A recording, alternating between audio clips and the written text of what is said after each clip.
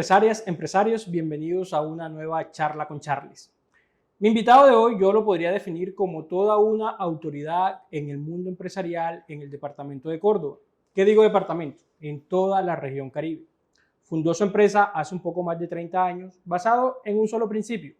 Debemos ver la empresa como una familia y preocuparnos porque todos sus miembros se encuentren bien, porque solo así todos podemos dar la milla extra.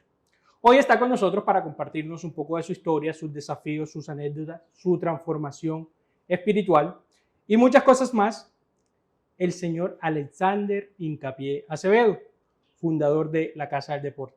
Don Alexander, bienvenido. Gracias, Charles, por tu espacio, por tus charlas con Charles en tu canal de YouTube. Muy amable. Me siento muy honrado de que haya aceptado esta invitación, quiero que sepa eso. Bueno, y comencemos un poco cómo se define Alexander Acevedo como persona y como ser humano. Bueno, Alexander es un ser humano mimado de Dios.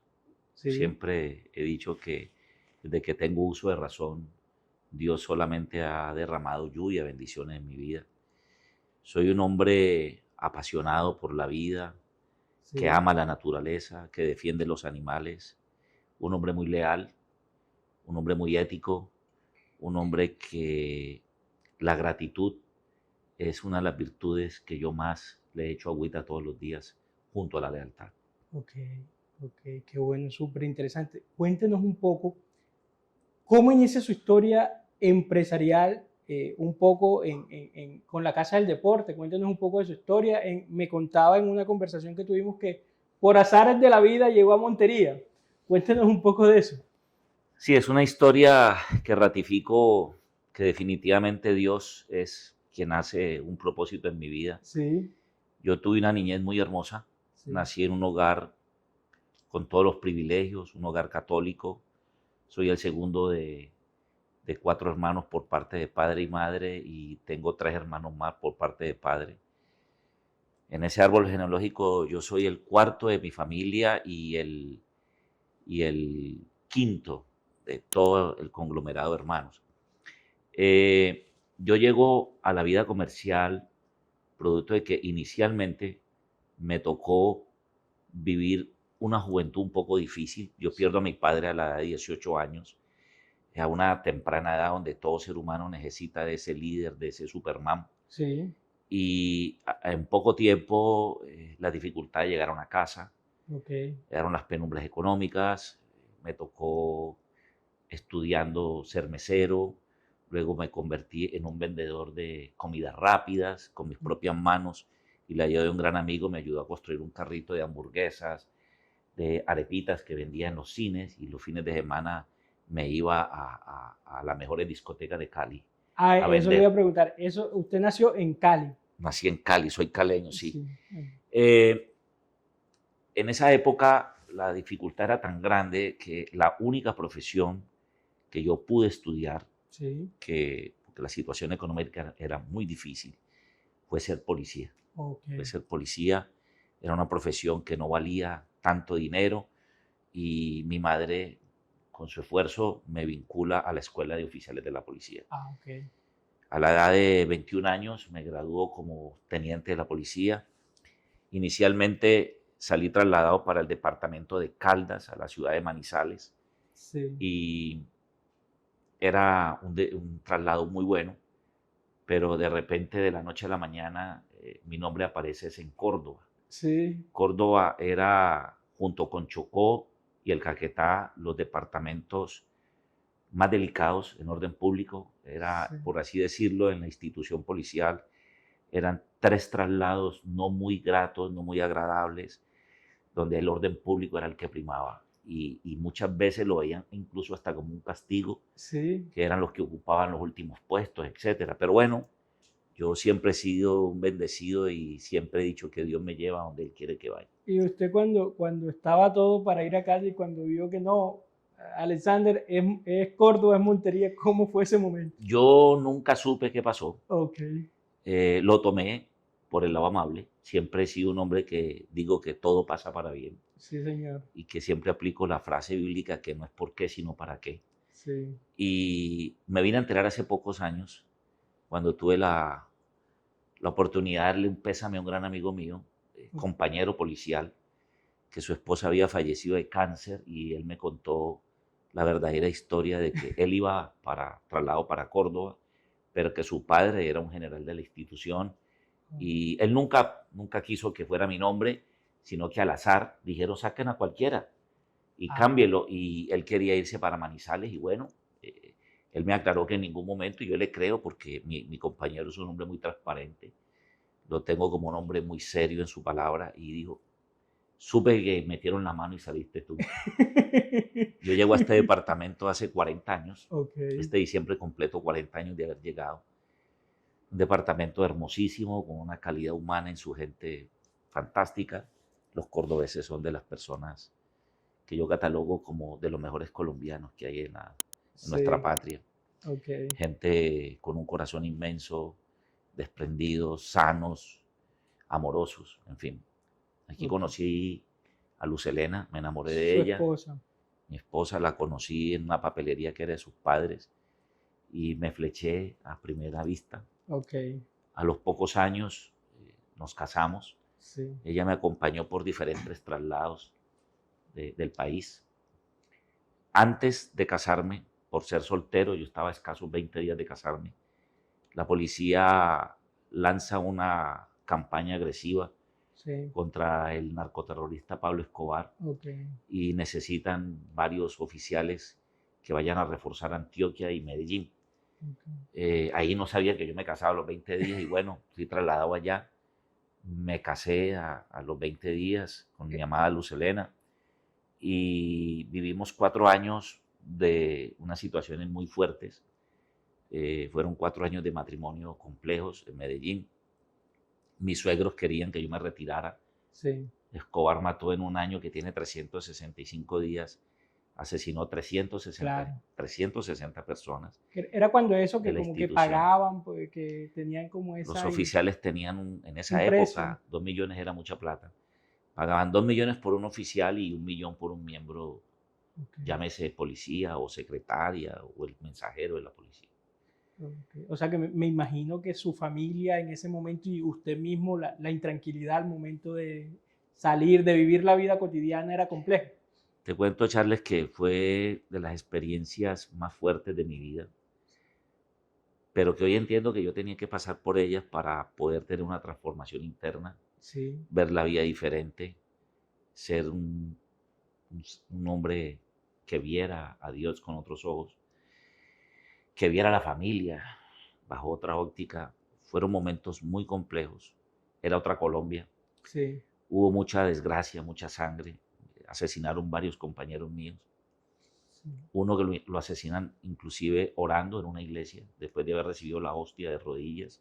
Sí. Eso me marcó demasiado. Un compañero a quien yo amaba mucho porque fue catalogado el mejor compañero del curso incluso. A raíz de eso, mis suegros van por mi mujer, y así como tú lo estoy contando, me dicen, venimos por nuestra hija, no dormimos, estamos intranquilos, retírate. Yo no decido retirarme, y ellos me piden el favor de que le entregue a la hija, y se traen a Luz Helena, porque era tanto el complejo criminal de Escobar. La intranquilidad, claro. Yo accedo, y con el espacio del tiempo, mi suegro me pide que mire un negocio para que lo monte. Yo, como vivía en Medellín, me relacionaba con muchos industriales. Y pensé inicialmente montar un almacén de ropa, de camisas, de pantalones, etc. Claro. Y mi suegro me dice que espérese, que él me va a hacer un balance de qué empresa o almacén necesita Montería. Un estudio de mercado, podríamos decir hoy en día. Un estudio de mercado. Mi suegro, un santanderiano, en medio de sus pocos estudios que tuvo, muy inteligente, muy sabio. Y me dijo, hace falta en Montería un almacén de premiaciones. Yo he marcado tantas medallas, tantas bandejas y tantos trofeos. Y así nació una casa de premiaciones. Y ahí empezó la Casa del Deporte. La Casa del Deporte. Y entonces usted viene y se retira o continúa en la policía y inicia simultáneamente la Casa de Premiación. ¿Cómo fue eso? Sí, decido seguir junto con Luz Helena. Sí.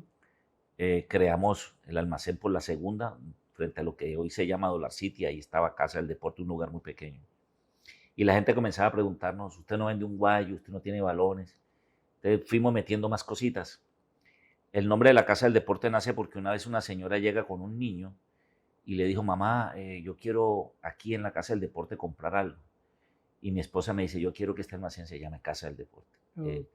Dios puso ese niño y quiero que ese nombre con que identificó el bebé, este almacén se llame así, y le pusimos Casa del Deporte. De ahí nació la empresa. Cumplimos este año, 1 de noviembre, 34 años de vida comercial. Y bueno, se retira y entra de lleno a la empresa y comienza pues a visionar cómo hacerla crecer. Sí, después de 4 años, yo salgo traslado para el Huila, luego solicité con un director de la policía que era oriundo de Lorica, lo visité, pedí audiencia y le dije que quería volver a Córdoba. Tuve la bendición de regresar a Córdoba en el grado de capitán.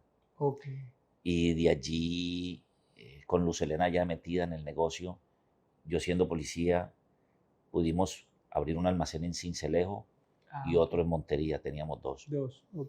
Luego de esos 3 años me llega un traslado para liderar un centro de instrucción donde se formaban auxiliares bachilleres en Cúcuta. ¿Una escuela? Una escuela de auxiliares bachilleres. Yo iba a ser el director de esa escuela. Y Luz Helena dice, no, yo no quiero más traslados, yo no quiero más policía en mi casa. Ya le hemos aportado mucho a la patria, yo quiero una vida diferente, nos iba muy bien. Y me dice, retirémonos, somos capaces con esta empresa. Y doy el paso al frente. Y de allí comienzo a caminar el país. Comencé a ir, recuerdo que mis primeros viajes a comprar ya mercancía importada fue Maicao. En Maicao yo escuchaba que todo venía de Panamá y dije, tengo que ir a Panamá. Sin conocer a Panamá, me monté un día en un avión y sin conocer la zona libre, empecé a incursionar en el mundo de los negocios en Panamá. A los muchos años de ir a Panamá, comencé a escuchar que todo venía en su gran mayoría de China. Y dije, algún día tengo que ir a China. Y sin conocer el idioma, porque es un idioma muy complejo, cogí un día un avión y me interné 45 días en el dragón asiático. Y allí empezamos a crecer aún más. A traer entonces de China la mercancía y bueno, y la empresa creció, entiendo que estuvo en toda la costa. Sí, llegamos a tener en toda la costa, exceptuando La Guajira. Dios me bendice con 2 hijas, Vanessa y Valeria. Pero los almacenes deportivos requieren de mucha atención, de mucho sacrificio, estar encima de ellos. Y mi esposa me decía, nuestras hijas se van a casar algún día.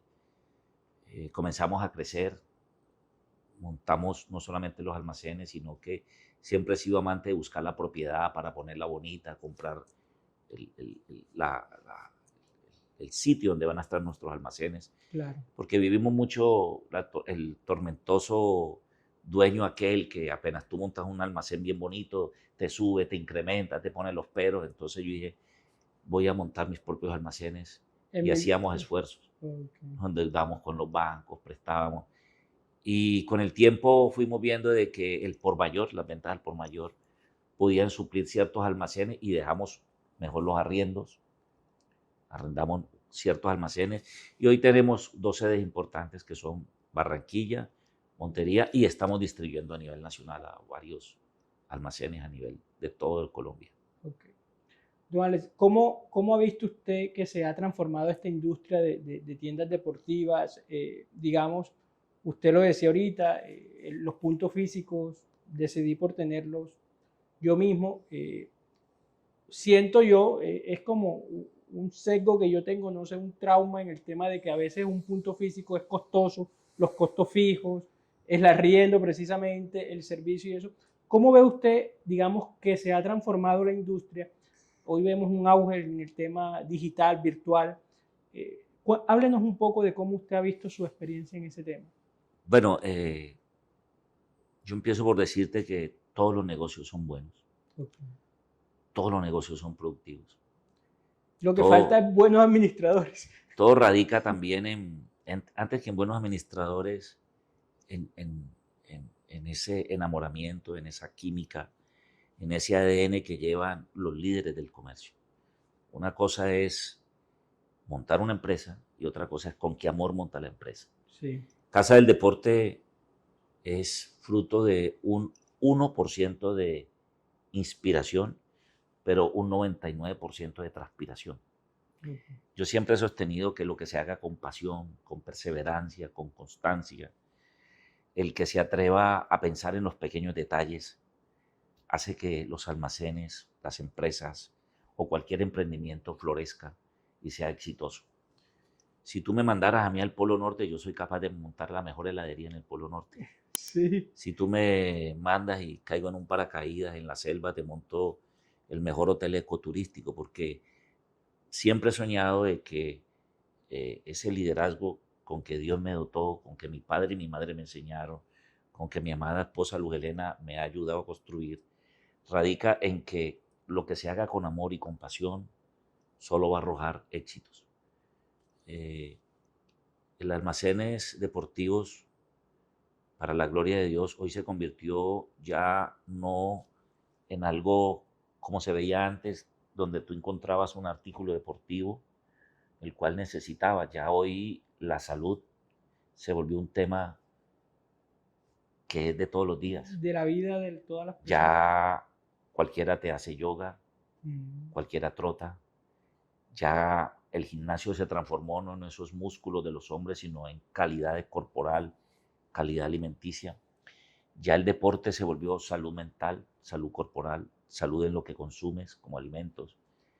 Y ya es normal que todo el mundo esté haciendo deporte. Es normal, sí. Tú vas de un psicólogo que estás deprimido porque tienes estrés, te manda a hacer deporte, sales de una operación, haga deporte, entras a cierta edad, haga deporte, sales de una recuperación de una lesión, haga deporte, estás subido de peso, haga deporte, en fin, el deporte se volvió un estilo de vida. Un estilo de vida, sí, eso es muy cierto. ¿Qué desafíos ha enfrentado, digamos, en todos estos 34 años con su empresa, así como que lo hayan marcado empresarialmente hablando? Bueno, el principal desafío cuando yo monto nuestros almacenes era convencer a nuestra clientela de que el deporte no era solo fútbol, béisbol, boxeo. Empezamos a apostarle a 60 disciplinas deportivas. Nos convertimos en el almacén, a pesar de estar en una región tan pequeña, en el almacén más grande, más completo de Colombia. Sí. Somos hoy el único almacén que atraviesa fronteras internacionales. Hoy estamos con negocios con Panamá, Estados Unidos, Italia, China, Malasia. Este año que entra vamos a ir a la feria de Pakistán. Okay. Y de todos esos países hemos traído productos de muy alta gama que han engrandecido nuestro portafolio, nuestros buenos precios, etc. Pero siguiendo en ese orden de ideas, hay cosas que te obligan a cambiar porque si no el mundo comercial te absorbe, te traga y te manda al último puesto, y es estar innovando. Okay. Una de las situaciones que marcó el mundo y transformó el mundo fue la pandemia. Sí. En pandemia, una vez sentado mirando el río Sinú, yo decía, yo sufro de claustrofobia. Tuve un accidente en la policía donde quedé atrapado en unas llantas. Estaban haciendo una prueba policial allí y quedé atrapado. Un muchacho se desmaya al frente, el otro me quiere pasar por encima en medio de unas llantas. Imagínate, bajo tierra. Yo todo lo que significa encierro para mí es tormentoso. Sí. Y yo en la pandemia, a pesar de que humildemente este apartamento es amplio, yo me sentía muy encerrado. Y yo me preguntaba mirando al río Sinú cuánto tiempo podría soportar. Tenía un mes y medio. Y comencé a pensar de qué tenía que hacer para que cuando la pandemia pasara, nuestra empresa, nuestra familia estuviera en un nivel donde nuestros clientes vieran cómo nos transformamos, Sí. cómo superamos esa crisis humanitaria, y tomé la decisión de encerrarme en el almacén todos los días de 5 de la mañana a 9 de la noche y decidí desbaratar el 90% del almacén. Mi esposa sufría, Mis hijas me tildaron de loco. Decidí tumbarlo todo. Tenía unos ahorros y me encerraba con unos carpinteros, unos eléctricos, unos albañiles y desbaraté el 90% de la casa del deporte. Sí. Y comencé a transformarla, a ponerla más bonita. Mi mujer me decía, te estás gastando los pocos ahorros. Y yo decía, esto cuando pase va a impactar a la gente y va a ser muy agradecida porque dimos algo nuevo a Montería, a nuestros clientes, al departamento. Empezó mi hija menor junto con mi hija, la mayor también, a pensar en ideas y creó un WhatsApp. Y ese WhatsApp de servicio al cliente explotó. Sí. A tal punto de que no dábamos abasto vendiendo. Sacamos los permisos en la alcaldía y nos dieron autorización porque había crisis de salud mental. Claro. La gente necesitaba hacer deporte para quemar el estrés, Sí. el encierro, la ansiedad. Y de los pocos negocios que autorizaron a poder vender fue el deporte. Porque el gobierno entendió que en el deporte la gente encontraba un remanso de paz ante semejante crisis emocional, el encierro. Entonces nació las redes de la Casa del Deporte. Okay.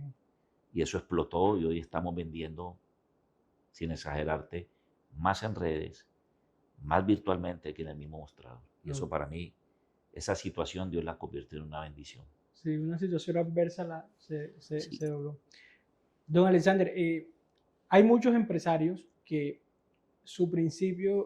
tienen su principio empresarial es, yo veo mi empresa como un equipo de alto rendimiento. En una conversación que tenía con usted, usted me decía que usted veía su empresa como una familia. Háblenos un poco de eso. ¿Por qué ve su empresa como una familia? Cuéntenos, profundícenos en eso, que digamos no es el mismo principio que normalmente utiliza un empresario. El éxito de todo equipo, sea deportivo, sea empresarial, radica en que haya una conexión antes que en la mente, antes que en los principios, antes que en los ideales, en el corazón. Yo soy un convencido que la fuerza del corazón transforma cualquier cosa. Sí. Y te lleva a un nivel de superación incalculable. Un te quiero, un abrazo, un eres importante, un te amo, un reconocimiento es más impactante en el ser humano que trabaja en una empresa que incluso una remuneración. Sí. Porque la remuneración es producto de lo que tú das. Pero cuando tú le entregas a ese ser humano la importancia de que es parte de tu familia, tú lo haces sentir tu familia, ahí las empresas se transforman.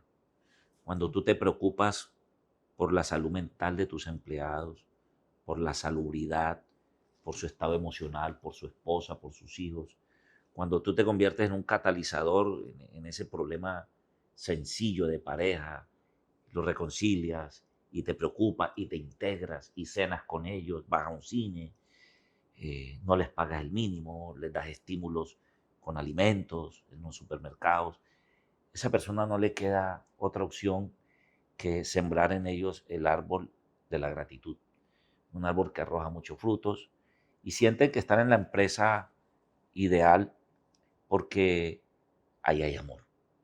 Okay. Y el amor todo lo puede. Ese ha sido uno de los éxitos nuestros más importantes y es conectar con los empleados y convertirlos en una familia.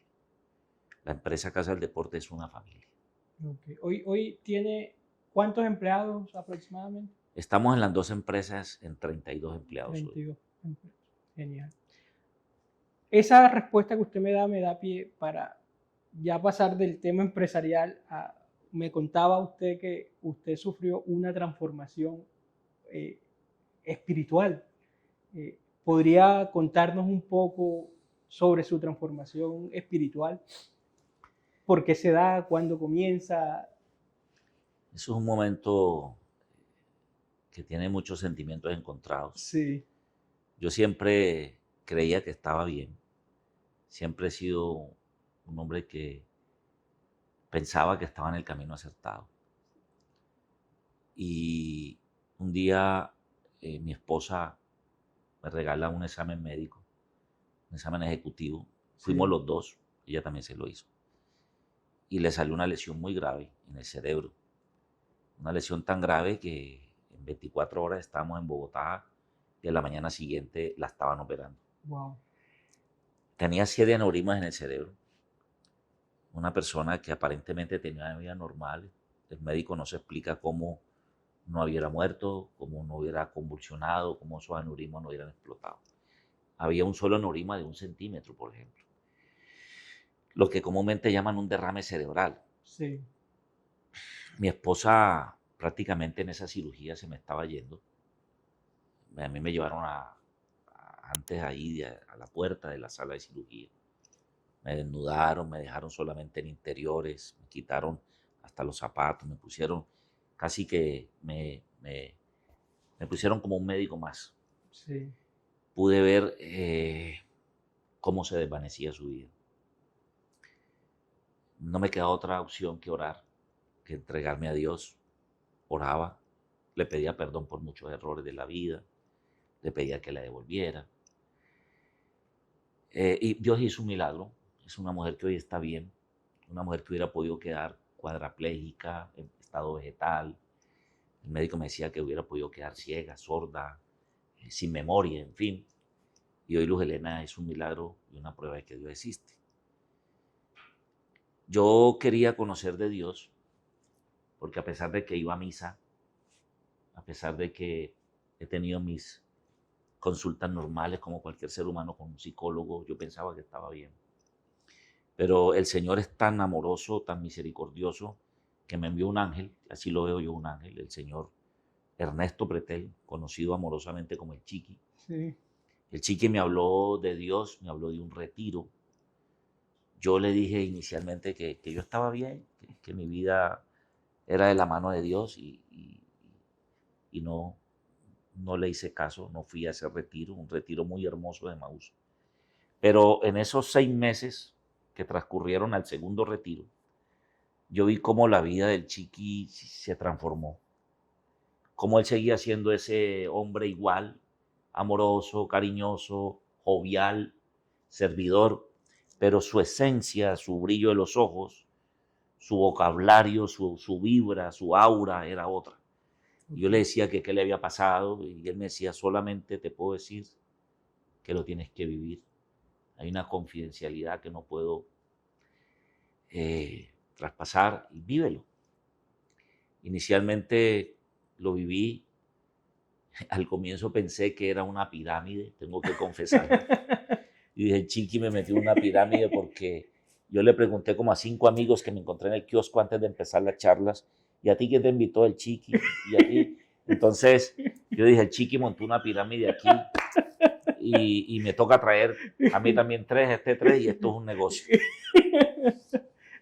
Entonces hoy entiendo de que efectivamente Dios sí tiene una pirámide, pero una pirámide de sus hijos, porque este batallón es muy grande. Okay. Emaús es un ejército de hombres y mujeres que siguen teniendo una vida imperfecta, Sí. siguen equivocándose, siguen pecando, pero cada día doy testimonio de que muchas personas se superan gracias a ese contacto espiritual que se vivió. Y allí el Chiqui sigue haciendo su obra, digo yo que no es él, sino es Dios que lo coge como un instrumento. Porque la verdad que tengo que reconocer que ese hombre es un instrumento de Dios. Okay. Y me lleva de su mano un día y me dice, vamos a caminar, que te quiero mostrar algo, y me llevó a un sitio donde una persona que había estado en las drogas, que se estaba rehabilitando, tenía una casa con todas las necesidades, con todas las condiciones más humildes que tú te puedas imaginar, sin los recursos económicos ni materiales, y tenía a 6 compañeros, hombres y mujeres, perdidos en la droga, y que con ese amor él les hacía su comida, ahí los ponía a dormir, en las condiciones humanas más tristes, pero que había un corazón inmenso en ese hombre. Sí. Y me dijo, yo quiero que empecemos a construir aquí una nueva vida para estas personas. Tengo que confesarte de que en mi vida policial, Sí. y lo digo esto para la honra y la gloria de Dios. Yo estaba ciego. Yo tenía un concepto de que los drogadictos eran un problema social. Okay. Y con mucha vergüenza tengo que reconocer de que les hice mucho daño, los perseguía, los maltrataba, los ofendía, los humillaba. Y me convertí en un terror en esa zona de la 41 del Puente Nuevo hacia lo que le llamamos Playa Brígida. Sí. Y ahí uniformado produje mucho temor, mucho miedo en los habitantes de calle. Y el chiqui me coge de su mano y me lleva a mirarlos con otros ojos. Yo no entendía. Tengo que confesar que eso me producía sentimientos encontrados. Yo soy una persona muy aseada. Soy psicorrígido con el aseo. Yo me puedo bañar 3 veces al día, diariamente. Sí. Me perfumo mucho, me gusta mi aseo personal, me llevo mis 2 pañuelos. Y todo lo que huela mal a mí me incomoda. Y yo cuando perseguía a los habitantes de calle, yo me ponía hasta guantes, hasta tapabocas de odontólogo, porque su olor me producía de todo. Y el chiqui me lleva allí a mirar a esas personas con otros ojos, con ojos de amor, y yo no sentía sino sentimientos encontrados. Y decía, ¿qué hago aquí? Quería reconciliarme con Dios, con ellos, pero no. Era muy confuso mi vida en ese momento. Sí. Muchas veces quise renunciar cuando él me dijo que fuéramos a evangelizar a los habitantes de calle. Yo, ¿cómo? Sí, vamos a llevar la palabra. Junto con ángeles callejeros, tiene un alma de Dios que se llama Estela Galofre. Y Estela tiene un batallón de hombres y mujeres. Con sus propias manos se levanta todos los jueves en la madrugada a hacer los alimentos para ellos. Y comenzamos a llevar un alimento de alimento y un alimento espiritual. Comenzamos a llevar la palabra, les poníamos alabanza con un bafle. Pero yo sentía que ese no era mi mundo, entonces yo le decía, yo no sirvo para esto, mejor te ayudo con los desayunos. Y me decía, yo no necesito tanto tu apoyo económico, que es importante, sino que te necesito a ti. Y comenzó un proceso fuerte, espiritual, porque yo no me sentía cómodo. Y una vez ese hombre me llamó la atención amorosamente y me dijo, necesito que vayas y me traigas un habitante de calle y me lo traigas aquí. Estaba lloviznando, estaba metido en unas carpas. Imagínate entrar a una carpa y decirle a una persona, ven, sal. Y yo volví y le dije, no, no hacen caso, se están drogando, no salen sino a comer, ya esto no es conmigo.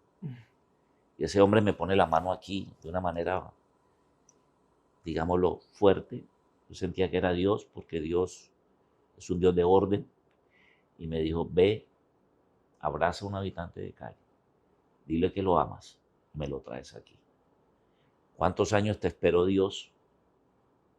¿Cuántos años Dios estuvo con los brazos abiertos esperándote? Y tú tienes un proceso muy corto y te quejas mucho.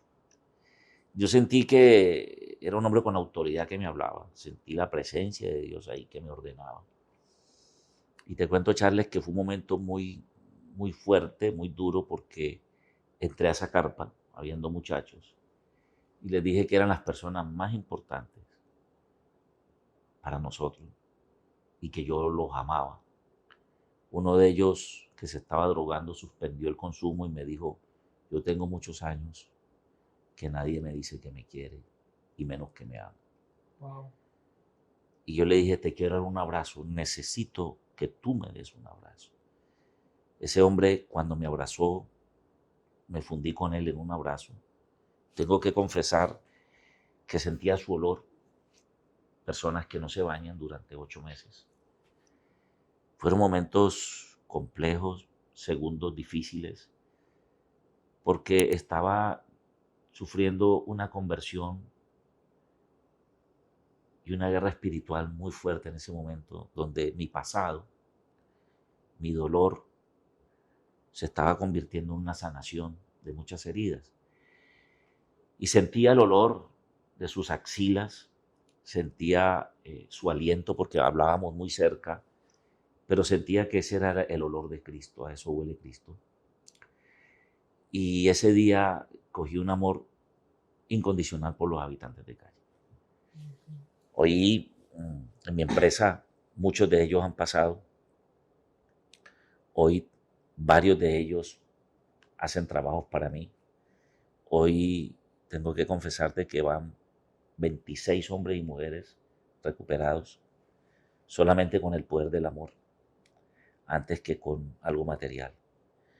Y comencé a entender de que la transformación de esos habitantes de calle no era tanto llevarlos a un retiro, no era tanto darle una muda de ropa, sino buscar una nueva oportunidad, dar empleo, dar amor, llamarlos, ir a sus casas, cobijarlos, escucharlos.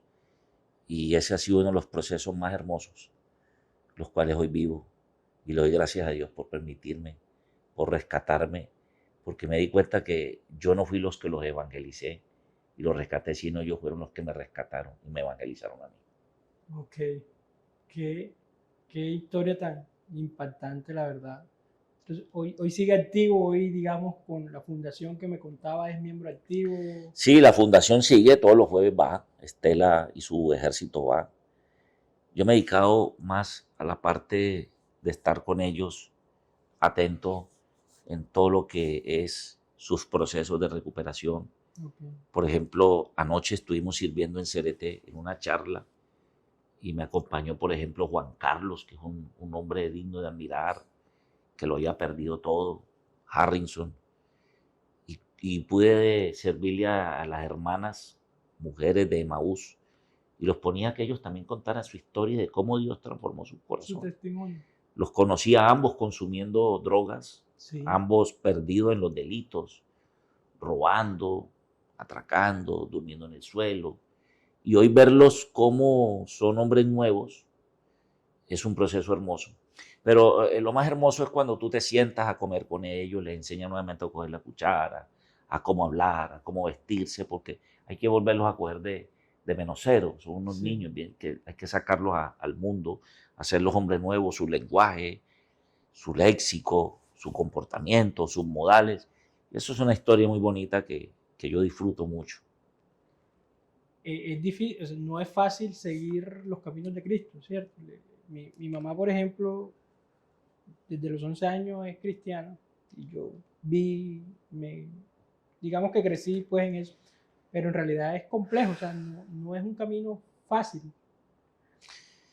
Mira, Charles, si tú me preguntas a mí, Sí. lo más difícil, lo que me ha costado más, es más, donde más he llorado, he sufrido, ha sido el seguir a Cristo. Sí. Seguir a Cristo no es como la gente se imagina, que solo es ríos de leche y miel.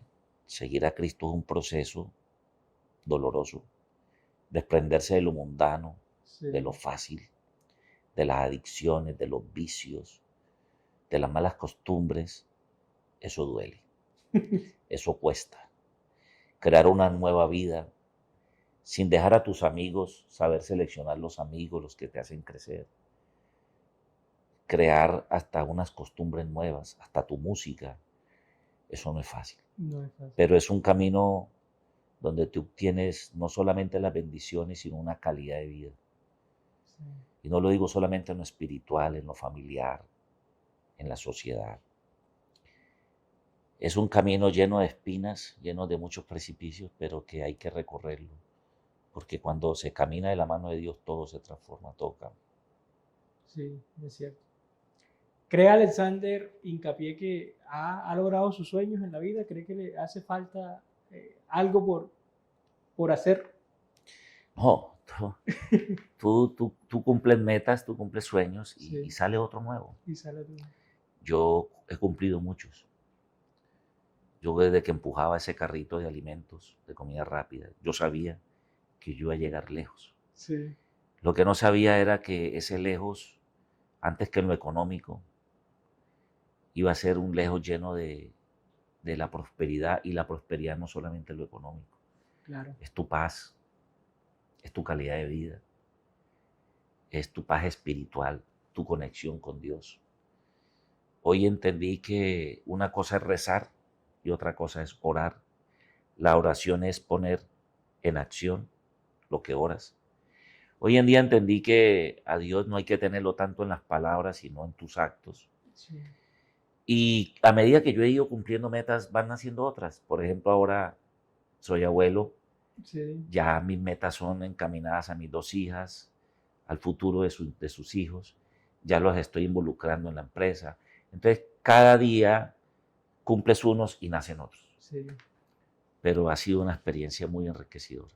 Pero hay algo así como que dijera, Charles, pues me gustaría llegar, o mi nueva meta sería tal, o, Bueno, una de las metas que yo quiero hacer a futuro, a corto plazo, es no tanto en lo empresarial, sí. sino he soñado con un comedor comunitario Okay. donde todo aquel que no tenga para comer llegue y encuentre personas con un delantal que ayuden a sostener un restaurante que vi ese modelo en Bucaramanga, donde el gobernador para abajo se pone un delantal y llega el indigente, el padre de familia que de verdad no tiene nada, Claro. que llega el que verdaderamente tiene hambre y no tiene con qué comer, y crear un comedor comunitario. Incluso ese señor ha ido más allá, ha logrado censar e identificar personas que verdaderamente tienen muchas necesidades y ha logrado crecer esa fundación y los ha hecho, los ha ido educando a los niños, y muchos de ellos que empezaron desde kinder hoy ya son profesionales.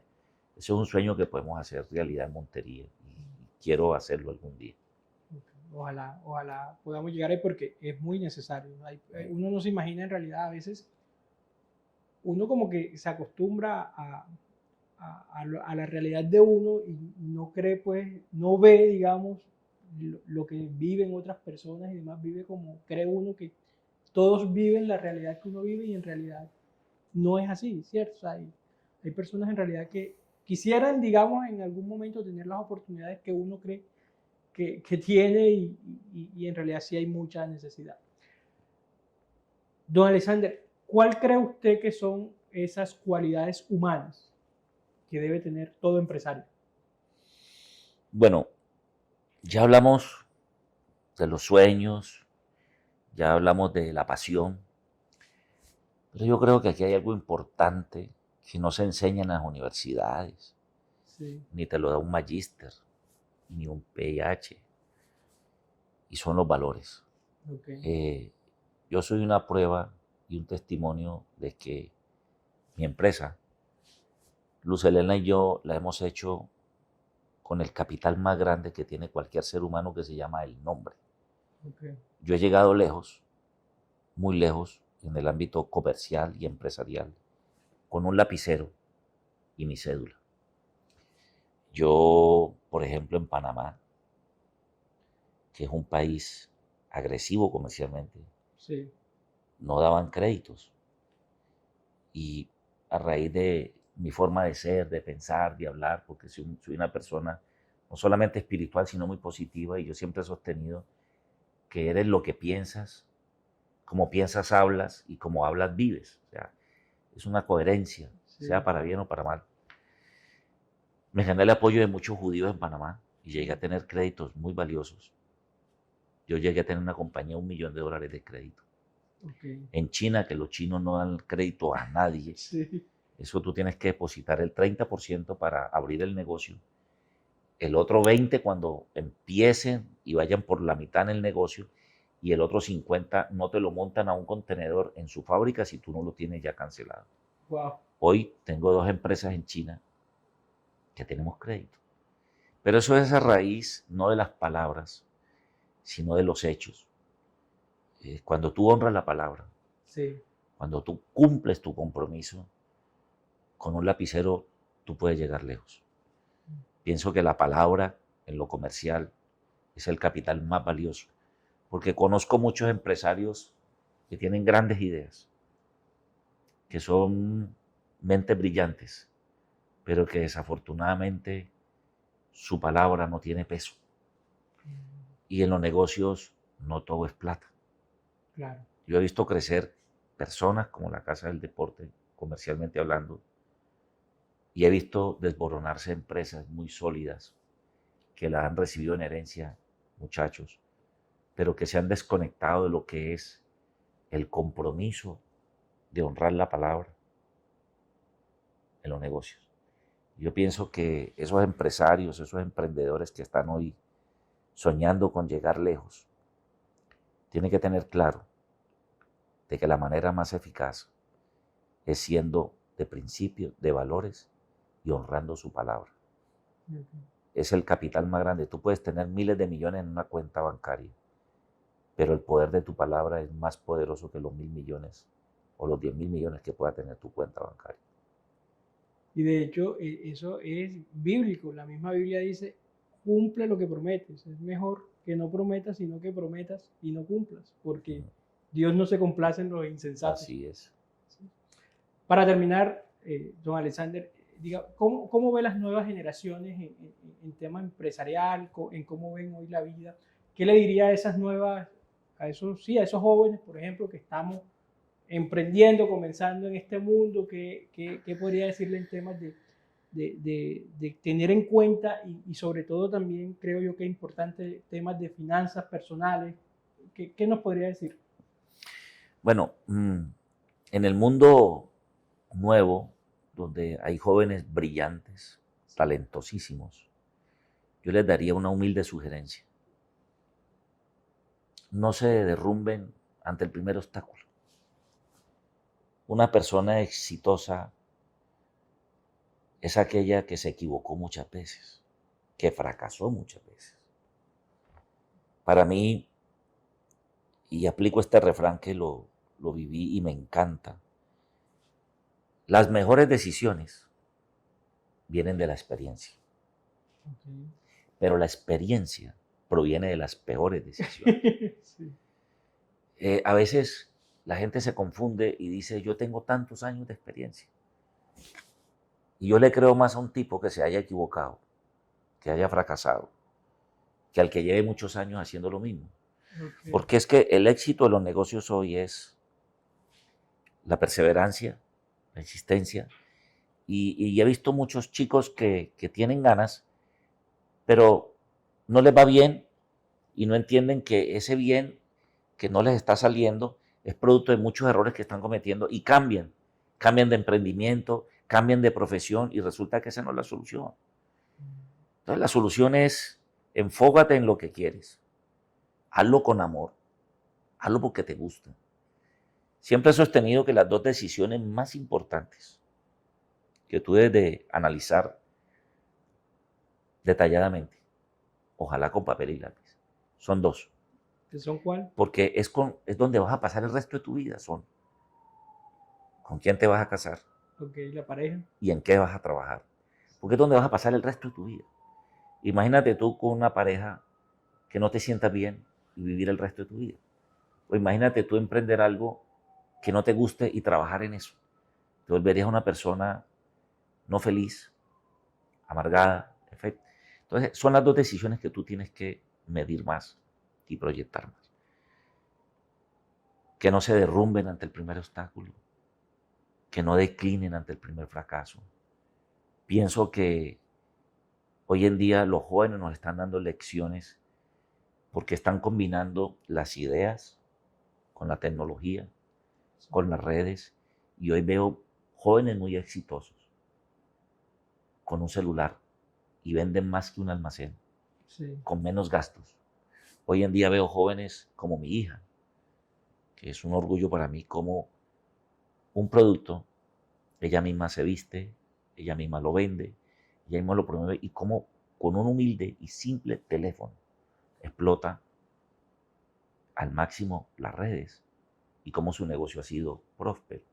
Mi hija, la mayor, nos está ayudando muchísimo con el tema de redes hoy. Atiende en línea y vende, y yo estoy sorprendido de cómo las ventas de las redes a veces son mayores en nuestra empresa que el mismo mostrador.